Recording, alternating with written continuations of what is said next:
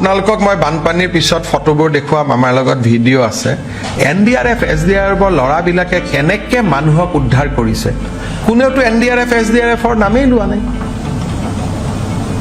চবে এইবিলাকহে দেখি আছে। মোৰ লগত গোটেই ভিডিঅ' আছে যে কেনেকৈ কোচাত কোলাত লৈ লৈ জঁপিয়াই ল'ৰা মানুহক উদ্ধাৰ কৰিছে NDRF SDRFৰ জোৱানবিলাকে। আপোনালোকে দেখিব যে চবে জেকেট এটা পিন্ধি আছে, ফটো উঠিছে, ৰাবাৰ বুটত উঠিছে। এইবিলাকতো চব NDRF SDRFৰে বোট হয়। বোটবিলাকতো ইয়াৰ পৰা যোৱা নাই।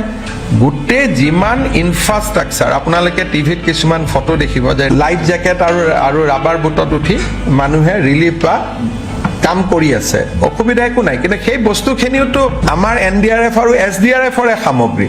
গতিকে গোটেই ৰিলিফটো প্ৰাইমেৰিলি ৰাইজ চৰকাৰে লগ লাগি কৰি আছে।